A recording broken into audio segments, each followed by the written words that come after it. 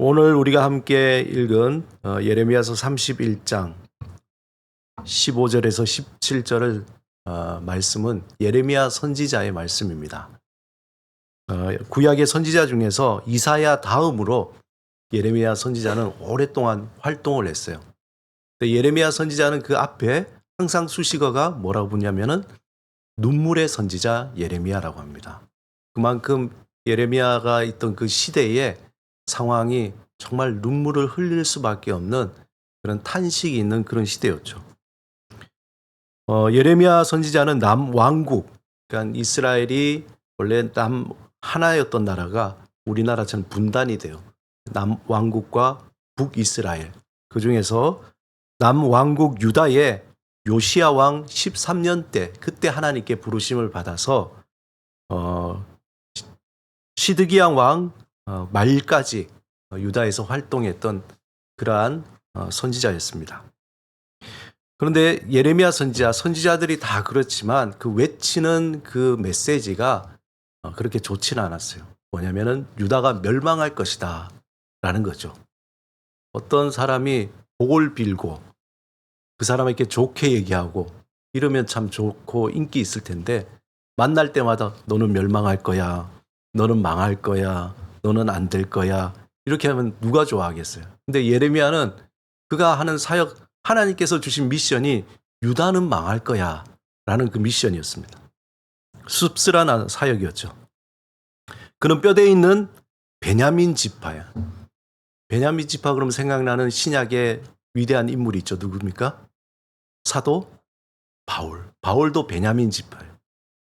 사도 바울을 무시하니까 바울이 나 그래봬도 나 베냐민 지파야 하는 얘기는 굉장히 뼈대가 있는 그러한 지파였다는 거죠. 뼈대가 있는 지파 출신에 거기에다가 아나돗 지역에 있는 제사장 가문. 베냐민 지파에다가 제사장 가문이니까 정말 금수저 중에 금수저죠. 그렇지만 이런 예레미야가 하나님의 부르심을 받고 그리고 하나님의 명령으로 사역하는데 하나님께서 예레미야에게 뭐라고 그러냐면은 너는 결혼하지도 말고 자식도 낳지 말라는 거예요. 참 너무하지 않습니까? 예레미야 16장 2절에 보면은 이렇게 돼 있어요. 너는 이 땅에서 아내를 맞이하지 말며 자녀를 두지 말라. 정말 가문도 좋고 배경도 좋고 배움도 있고 사회적으로 지위도 있는데 하나님이 어느 날 예레미야를 부르셔서 야, 넌 결혼하지 마. 그리고 자식도 낳지 마. 결혼 안 했으니까 당연히 자식은 없겠죠. 너무 막 천청병력 같은 그런 소리를 들은 겁니다. 게다가 예레미야 삶을 전체적으로 볼 때 인간적으로 정말 비참한 삶을 살게 됩니다. 고달프고 아주 처량한 삶, 그러한 삶을 살게 돼요. 구약의 선지자들이 대부분 다 그래요. 우리가 요즘 새벽에 다니엘 우리가 묵상을 하는데 다니엘도요 얼마나 고생이 많은지 몰라요. 선지자로 부르심을 받아서 선지자를 부르심 받으면 대접받는 게 아니라 그냥 40일도 조그마한 소량의 그 음식을 먹어야 되고 또 40일 동안 옆으로 누워라. 그 다음에 어디 들어가라. 하나님께서 정말 선지자를 그냥 외치도록만 하면 되는데 험한 길로 보내는 거예요. 예레미야도 마찬가지입니다. 그러한 아주 고달프고 처량한 삶을 살았습니다.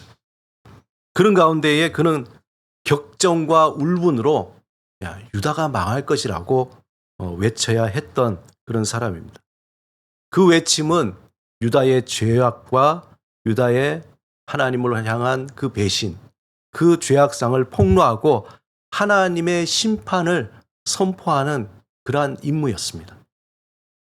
여러분 남유다, 북이스라엘이 먼저 망하고 남유다가 조금 나을 것 같은데 남유다도 마찬가지로 우상 숭배가 득실하고 부정과 부패와 음란과 거짓과 사기, 정말 하나님을 마음에 두기 싫어해서 말씀을 무시하고 그냥 죄악에 빠진 생활을 하게 되는 겁니다.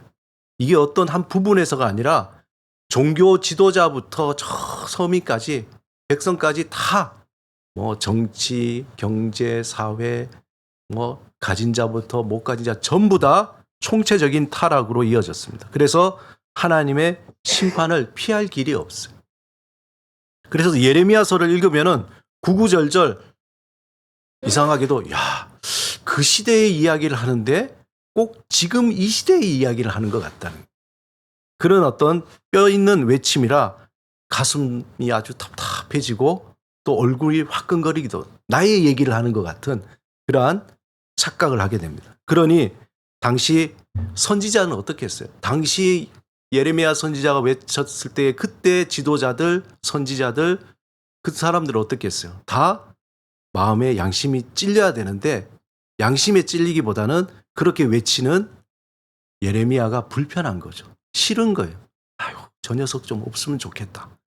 왜 자꾸 와서 저렇게 나의 죄를 자꾸 들추는 거냐. 뭐 이런 거죠.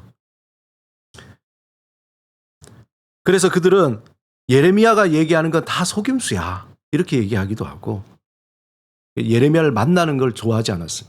한편 예레미야는 자신의 동족이 그 죄악에 인해서 하나님의 심판을 받을 것으로 생각하니까 정말 가슴이 미어지고 괴로워서 어쩔 수가 없는 거예요.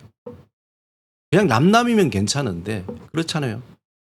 우리가 자녀 중에 누가 이제 곧 목숨이 위태롭다고 할 때에 그때 그냥 아이고 뭐 잘 치료되겠지 그냥 괜찮아질 이런 마음이 아니잖아요. 차라리 내가 아프면 좋겠다. 막 가슴이 타들어가는 거죠.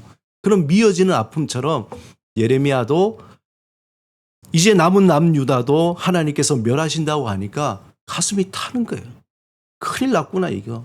어떻게 해야 되나 그런 마음입니다. 그래서 괴로워서 슬픔에 빠지고 하나님께 기도할 때마다 이상하게 또 하나님은 예레미야에게 내가 심판을 하지만 회복시킬 거라는 위로를 또 주시는 거예요. 참 하나님이 병 주고 약 주고 하듯이 막 지금 막 외치라 그랬는데 가슴이 미어져서 하나님께 기도하니까 하나님은 내가 심판을 하지만 회복시키겠다. 그러한 위로와 구원의 약속을 해주십니다. 오늘은 우리 성탄절 대림절 두 번째 주일날 그림과 함께하는 예배라 제가 오래간만에 아주 간단한 그림을 먼저 하나 그리도록 하겠습니다. 그림 그릴 때 체험이 좀 아주 간단해서 짧게 그리도록 하겠습니다.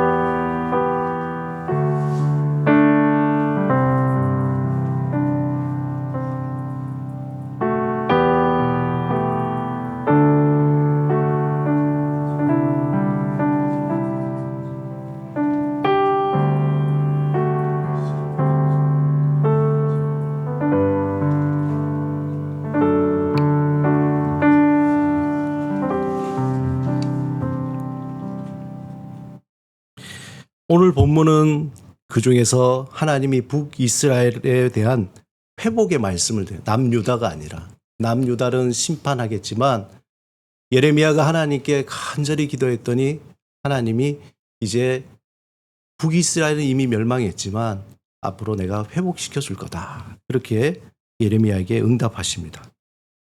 북이스라엘은 남유다보다 몇십 배 악행을 남유다가 요만큼 악행을 했다면 50보 100보인데 더 큰 악행을 저질렀습니다. 그래서 이미 아수르에게 멸망당했어요.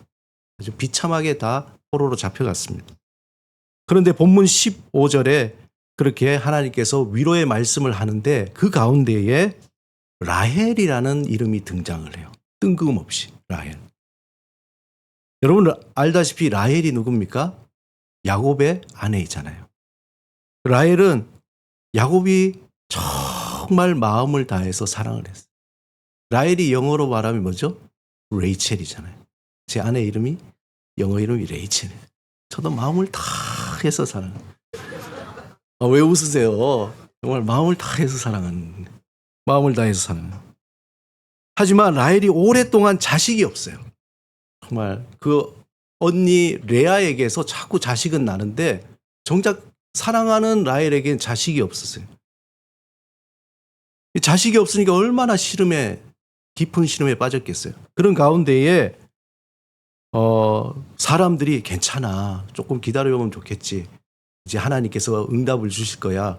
그래도 다 싫은 거예요. 지금 하나님이 지금 주셔야지 왜 안 주시냐고.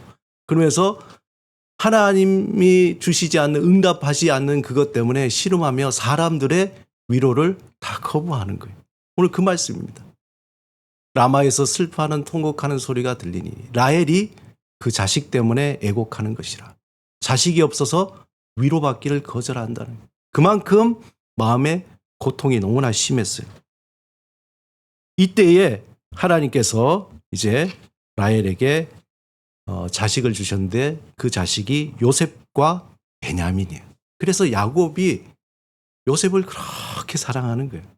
그리고 그 다음에 베냐민도 주셨는데 없다가 생긴 요셉이 더 사랑스럽지, 사실상 베냐민은 약간 감한 거예요. 어쨌든 요셉과 베냐민은 라헬, 레이첼에게서 낳은 아들이기 때문에 정말 야곱도 사랑했지만 라헬에게는 큰 위로가 되는 거야. 하나님이 나의 기도를 응답해 주셨구나.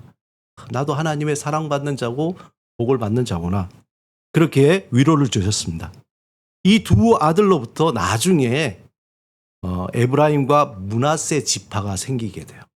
그런데 이스라엘 보려면 남유다와 북이스라엘 가운데에 에브라임과 므낫세가 북이스라엘의 아주 중추적인 그 역할을 하는 그러한 나라가 됩니다. 그래서 후에 북이스라엘 대표하는 지파가 되었어요.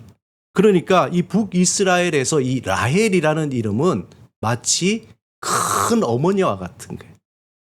큰 어머니. 라헬 그러면은 거부할 수 없는 정말 우리의 어머니와 같은 그런 상징적인 존재였습니다. 이런 배경에서 북이스라엘이 아수르에게 멸망하고 처참하게 포로로 끌려갈 때 마치 자식을 잃은 어미 라헬의 심정처럼 예레미야가 가슴 아프고 이스라엘이 가슴 아파했던 거예요. 그렇잖아요. 정말 내 자식이 끌려가는 것처럼 그런 아픔이 있었던 거죠. 그런데 이러한 어미의 슬픔과 통곡은 마태복음 2장에서도 나타납니다. 예수님이 태어날 때 헤롯 왕이 유대 왕에 태어났다는 그 소리를 듣는, 헤롯 왕이 나 말고 다른 왕이 태어났다고 화들짝 놀라게 되죠. 그런 청천벽력과 같은 동방박사의 말에 그는 자신의 왕자가 빼앗길까 봐 조사를 하게 되는 거예요.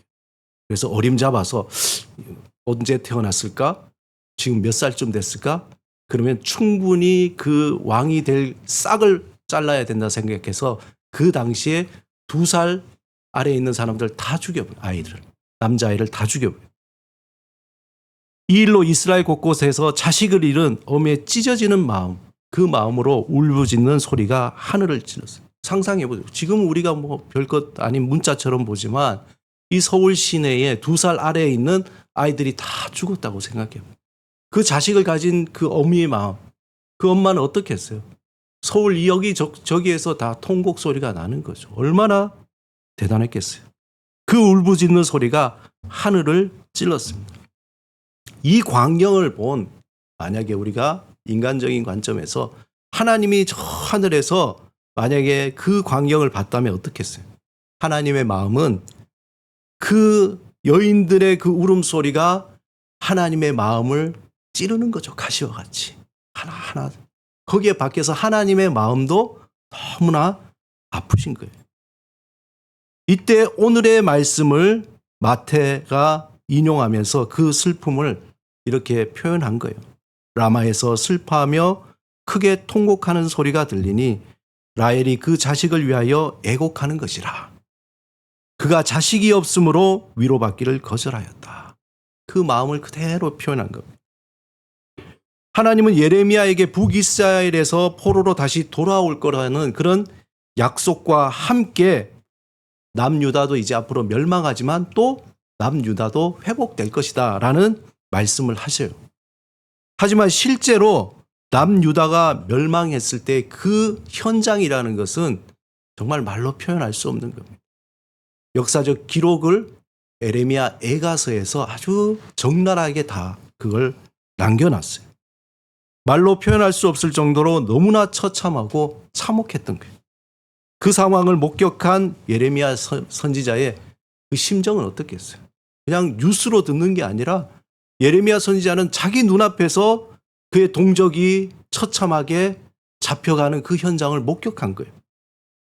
그 마음은 찢어질 듯 아팠으며 하나님의 약속이나 위로 들려주셨던 그 전에 얘기했던 그 모든 것들이 다 소용없는 거예요. 이게 무슨 소용이 있습니까, 하나님? 지금 여기에 그런 아픔의 소리가 있는데. 예레미야 애가에 보면은 1장 1절에서 2절 우리 같이 한번 읽어봅시다. 시작. 슬프다 이성이여 전에는 사람이 많더니 이제는 어찌 그리 적막하게 앉았는고 전에는 열국 중에 크던 자가 이제는 과부같이 되었고 전에는 열방 중에 공주였던 자가 이제는 강제 노동을 하는 자가 되었도다. 밤에는 슬피 우니 눈물이 뺨에 흐르며 사랑하던 자들 중에 그에게 위로한 자가 없고 친구들도 다 배반하여 원수들이 되었도다.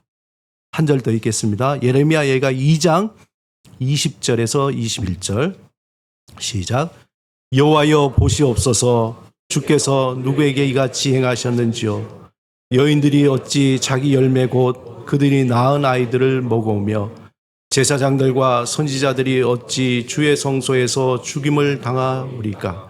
늙은이와 젊은이가 다 길바닥에 엎드려져 싸우며 내 처녀들과 내 청년들이 칼에 쓰러졌나이다. 주께서 주의 진노의 날에 죽이시되 긍휼히 여기지 아니하시고 도륙하셨나이다. 개역개정은 되게 점잖하게 표현했어요. 표준 세번역이나 다른 번역에 오면은 너무 리얼하게 표현해서 제가 인용을 못합니다. 제가 예레미야 애가서에서 그 개중 순화된 것을 제가 소개한 거예요. 정말 아주 처참하게 그 현장을 묘사하고 있습니다. 그래서 예레미야 애가서를 읽고 있으면은 마음이 너무 답답한 거예요. 참담해집니다. 9절마다 예레미야 선지자의 슬픔과 비통함이 담겨서 그 참혹함이 어떠한지 알게 되는 거예요. 그래서 예레미야를 눈물의 선지자라고 그래요. 자기 눈앞에서 그것을 목격하며 눈물로 지새는 그 일이 많았던 거죠. 제가 이 두 번째 아주 짧게 또 한번 그림을 그리도록 하겠습니다.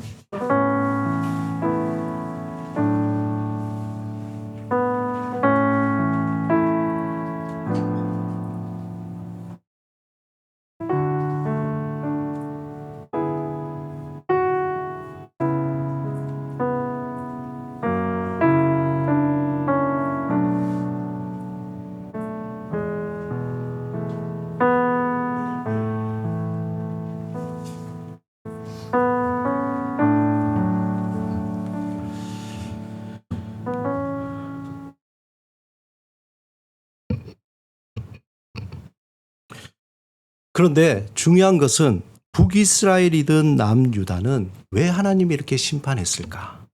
왜 이렇게 처참하게 멸망했을까? 그 원인의 핵심은 하나님을 떠난 이스라엘 백성의 마음인 거예요. 그들의 중심에 하나님을 두기 싫어해서 세상을 향한 자신이 원하는 것을 얻기 위해서 하나님을 떠난 후에 그들은 우상 숭배를 하고 타락하게 되고 세상을 향해 달려가서 스스로 그 멸망을 자초하게 된 겁니다. 그들은 하나님의 말씀을 듣기 싫어하며 하나님의 그 섬기는 예배를 무시했어요. 그리고 하나님을 떠나고 하나님의 이름을 서서히 잊어버리기 시작한 겁니다. 예레미야 3장 20절에 하나님이 이렇게 얘기합니다.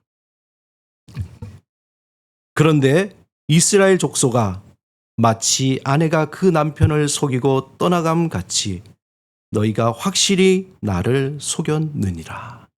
여호와의 말씀입니다. 하나님을 속이고 그들은 뭐 이렇게 하면 되겠지, 이 정도는 괜찮겠지. 그리고 조금씩 하나님을 멀리하다 보니까 마음이 떠나가다 보니까 세상 것이 더 커 보이고 좋아 보이고 귀해 보여서 이제 하나님을 완전히 잊어버리게 됩니다. 그래서 이스라엘은 총체적인 타락에 빠졌어요.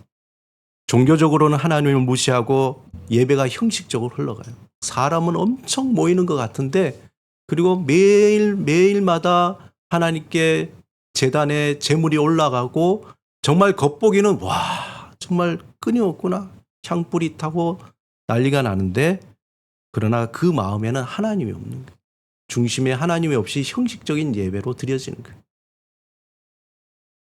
하나님의 말씀을 듣기를 거부합니다. 아이고, 지난번에 얘기했던 말씀인데 또 들어서 뭐하나? 나 그 얘기가 그 얘기지. 그런 식으로 하나님의 말씀을 거부해요. 나 예전에 다 알고 있어. 얘기하면 나 왕년에 나도 신앙생활 잘했어. 왕년에 내가 잘 믿었지. 종교 지도자들은 거짓을 예언하는 게 복 받을 겁니다. 잘 될 겁니다. 괜찮을 겁니다. 그리고 헛된 평안과 복을 약속하는 게 아주 평안할 겁니다. 그렇게. 또한 정치 지도자들은 약한 자들 것을 약탈하고 사리사욕을 취하고 권모술수로 자신을 배부르게 하는 일에 거기에만 몰두하는, 어떻게 하든지 자기의 부귀 영화를 위해서 애를 쓰는 거예요. 경제적으로 이스라엘은 물질을 사랑하게 하나님께 온전히 예배드리고, 그것이 많이 드리는 것이 아니라 정말 마음을 다해 예배드리기보다 거짓 예물을 드렸다. 거짓 예물. 드리지만 그냥 형식적으로 드리는 거예요. 마음에도 없는 거예요. 그냥 거지에게 동양을 주듯이 그냥 하나님께 휙 드리는 거예요. 이 모든 것이 하나님께로 온 것임에도 불구하고 하나님보다 이방신을 통해 자신의 물질적인 복을 누려가는 데 관심을 더 쓰는 거예요. 우리나라 사주 산업이, 제가 그때 얼마나 그랬죠? 사주 산업. 영화 산업보다 더 커요. 우리나라 영화 산업이 3조입니다. 근데 우리나라 사주, 팔자 보는 이 산업이 4조예요. 4조. 이게 기록된 것만 4조지 카운트 안 된 건 얼마나 크겠냐요. 거기에 비그리스도인만 있겠냐는 거예요. 그때 말씀에 조사에 의하면은 크리스찬의 거의 30몇 %가 1년에 자기는 꼭 사주를 본다는 거예요. 근데 그게 이제 말하기 불편해서 그렇지 실제로는 얼마나 많겠냐는 거예요. 왜 그러냐는 거예요. 이방신을 통해서 물질적인 복, 돈 더 많이 그렇게 관심을 두는 거죠. 예레미야 시대와 같이 지금도 이게 반복되는 거예요. 여전히 그 시대가 반복되는 것 같습니다. 우리가 살아온 역사가 그걸 말해주는 거예요. 성경에서 이스라엘이라는 그 한 나라잖아요. 우리와 전혀 상관이 없는 것 같아요. 우리가 왜 구약을 봅니까? 구약은 사실상 이스라엘의 역사책이잖아요. 저는 뭐 역사에 능력이 없어서 초등학교 때는 미, 중학교 때 미, 대학교 때 시였어요. 근데 신학교 가니까 또 역사를, 또 이스라엘 역사를, 왜 이스라엘 역사를 왜 이렇게 봐야 되냐. 성경에서 이스라엘의 한 나라를 통해서 그 역사의 반복을 보여주고 그 안에 있는 영적인 원리를 우리에게 보여주는 거예요. 하나님은 그 역사를 통해서 이스라엘이라는 그 나라의 역사를 통해서 그 나라뿐만 아니라 모든 세계가 마찬가지예요. 샘플로 보여주시는 거예요. 거기에. 지난주 말씀을 준비하면서 우연히 넷플릭스 다큐멘터 시리즈 제2차 세계대전이라는 6화로 된 시리즈물을 봤어요. 제가 여러분에게 꼭 강추합니다. 정말 잘 만들었어요. 어떻게 옛날 그 필름을 아주 현대화하고 또 사이사이 또 자기들이 만들어서 이렇게 했는데 전혀 어색함이 없이 세계 제2차 세계대전이 발발부터 마치는 것까지 아주 잘 만들어진 다큐멘터리 영화입니다. 제2차 세계대전 최전선에서라는 그 영화를 보면서 정말 깜짝 놀랐어요. 당시 시대의 악으로 나오는 인물이 누굽니까? 바로 아돌프 히틀러죠. 히틀러. 악의 상징이 되는 이 히틀러의 야욕과 그가 세계를 향해서 저지른 만행이 어떠했는지를 그냥 그 다큐멘터리를 보면서 저 한 사람 때문에 설교라서 제가 저 X 때문에 전 유럽이 난리가 나고 저 히틀러 때문에 전 세계가 몸살을 앓는 거예요. 그 시리즈의 마지막 장면에 보면은 전쟁이 끝난 후에 연합군이 이제 폴란드에 이렇게 들어가는데 폴란드의 포로 수용소에 거기에 장면을 보여주는데 너무 충격이에요. 기차의 문을 여니까 포로 수용의 문을 여니까 수많은 그 시체가 이렇게 더미로 이렇게.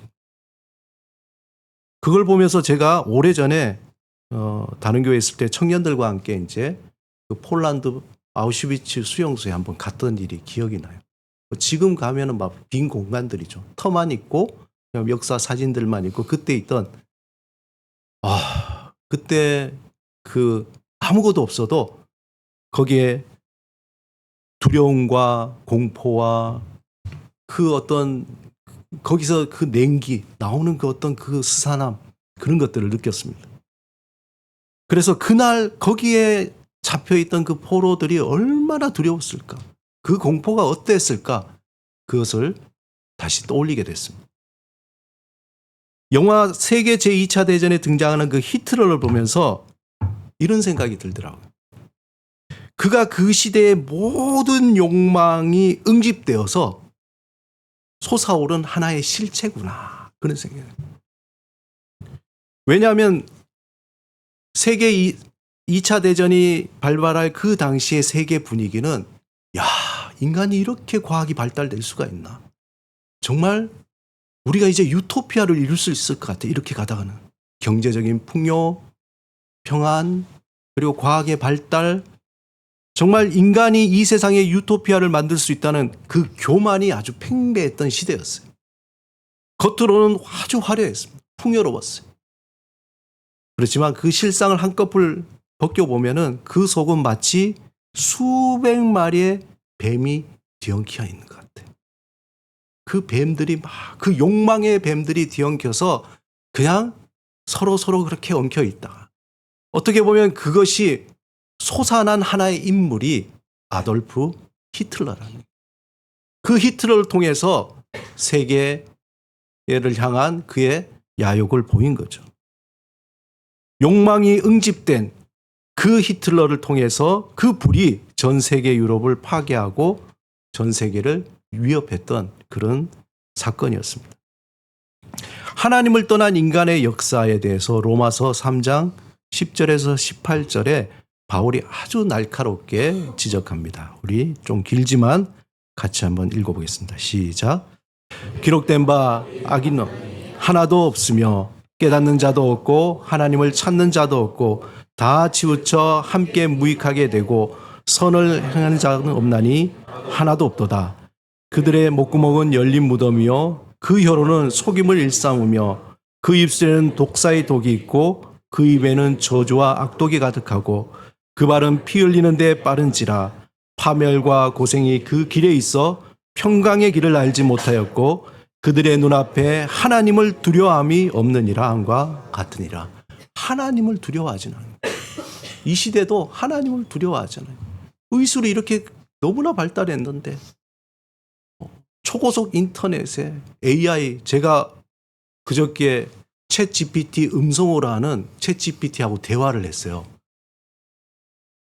예배 끝나고 제 식사 끝나고 혹시 관심 있는 사람 오시면은 깜짝 놀래요. 그냥 대화해요. 뭐에 대해서 물어보면은 다. 그리고 제가 이제 너는 나의 통역사가 되죠. 네, 무엇이 필요합니까? 내가 얘기하는 걸 불어로 통역해줘. 그래서 얘기하니까 네, 불어로 쫙 통역을 해줘요. 그리고 또 필요한 거 뭐 있습니까? 그럼 영어로 통역해줘. 영어로 쫙. 어휴, 섬찟하더라고요. 목소리도 기계음이 아니에요. 굉장히 성숙하고 엘레강스한 여인의 목소리. 선택할 수 있어요. 그걸 선택할 수 있어요. 남자도 선택할 수 있고 이렇게 선택할 수 있어요. 제가 못 모르고 스카이모라고 선택했는데 그래서 제 아내가 뭐냐고.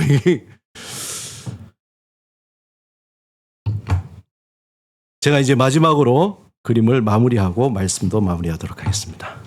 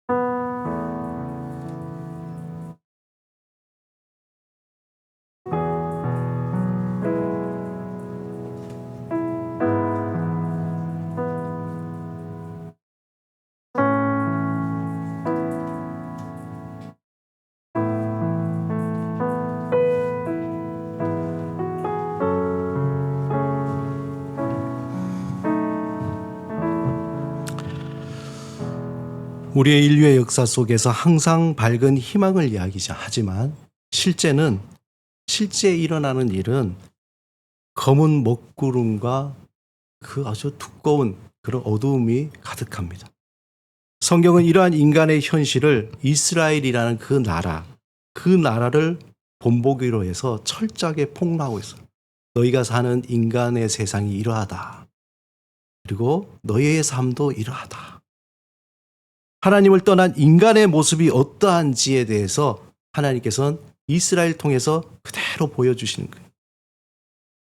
그 모습은 단지 이스라엘의 모습뿐만 아니라 세상의 모든 나라들의 모습이며 삶을 살아가는 우리 개인의 모습이기도 합니다. 그러한 그 땅을 바라보시는 하나님이 이 세상을 창조하시고 아름답게 창조하셨지만 하나님을 떠난 그 인간이 버려지는 그 행태들, 그 타락과 그 어두움과 그러한 것들을 보시는 하나님의 마음은 어떠할까요? 하나님은 죄에 빠져 고통하고 살아가는 그 탄식하는 인간을 보면서 어미와 같은 거예요. 그 마음이. 속이 타들어가는 거예요. 그냥 다 쓸어버리고 싶지만 한편으로는 어미와 같이 시커멓게 태우며 슬퍼하시는 거예요. 그래서 그 슬픔의 눈물이 하나님의 검은 눈물이 되는 거예요. 인간의 그 눈물, 고통의 눈물 하나하나 그것들이 모여서 하나님의 마음에 떨어지고 그 하나님의 마음에 떨어진 눈물이 다시 검은 눈물이 되어서 이 땅에 떨어지는 거예요. 마태복음 1장 1절에 보면은 아브라함과 다윗의 자손 예수 그리스도의 계보라. 그냥 한 줄이에요. 딱 아브라함과 다윗의 자손 예수 그리스도의 계보라. 근데 이 한 문장 안에 그 역사가 아브라함부터 예수 그리스도까지 역사가 다 들어가 있잖아요. 아브라함에서 다윗으로 이어지는 계보와 함께했던 이스라엘의 그 역사는 한마디로 눈물의 역사입니다. 고통의 역사예요. 그 역사의 현장에서 그 검은 눈물을 흘리시면서 고통에 함께 하시는 하나님의 그 마음이 저 한 문장 안에 다 들어가야 됩니다. 어찌 이스라엘 뿐이겠습니까? 인간의 역사 속에서 그 현장마다 하나님이 바라보시는 그 검은 눈물로 함께 하시는 하나님의 마음이 담겨져 있어요. 그래서 저 한 문장이지만 저 한 문장 속에 있는 하나님의 그 검은 눈물을 우리는 읽을 수 있어야 되는 거예요. 이스라엘 역사뿐만 아니라 모든 인류의 역사의 현장에서 도시에 숨죽여 슬피 우는 모든 이들의 삶의 자리에서 우리의 고통과 아픔의 자리에서 함께 하시는 그 하나님의 그 검은 눈물을 우리는 보아야 합니다.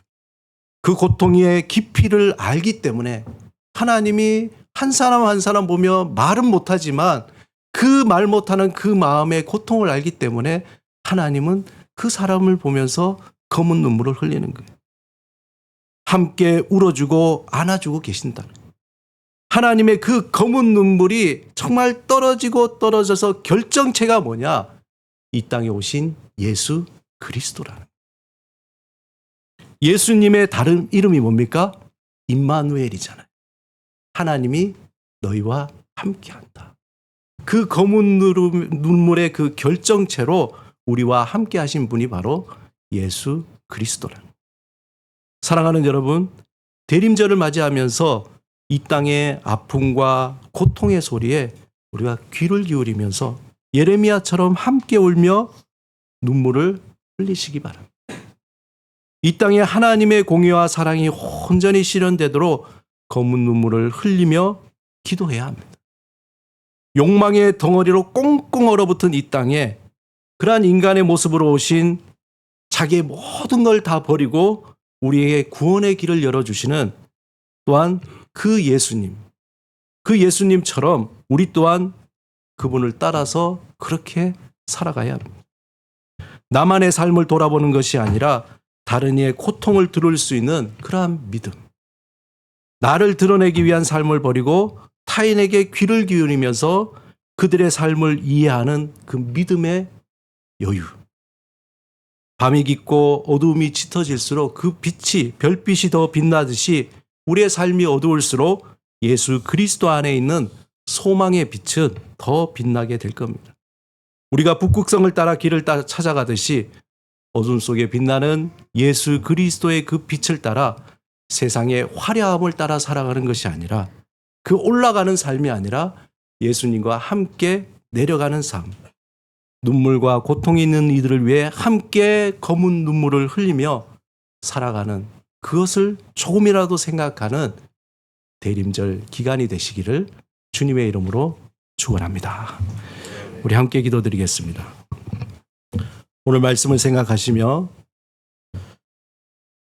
나를 위해서 나의 그 참혹한 삶, 나의 비참한 삶, 나의 억울하고 원통한 삶, 그 삶을 바라보시고 외면하지 않으시고 지금도 검은 눈물을 흘리시며 함께 하시는 그 하나님의 마음을 주님 알기를 원합니다. 이 시간에 기도하시기 바랍니다. 뿐만 아니라 나와 상관없는 저 타인, 이름 없이 연약함으로 그저 사라져가는 타인의 고통에 대해서 외면하지 않고 하나님 그들의 고통에 눈물을 흘립니다. 이 시간 잠시 말씀을 생각하시면서 하나님의 그 마음을 알기를 원합니다. 우리 사모하는 마음으로 기도드리겠습니다.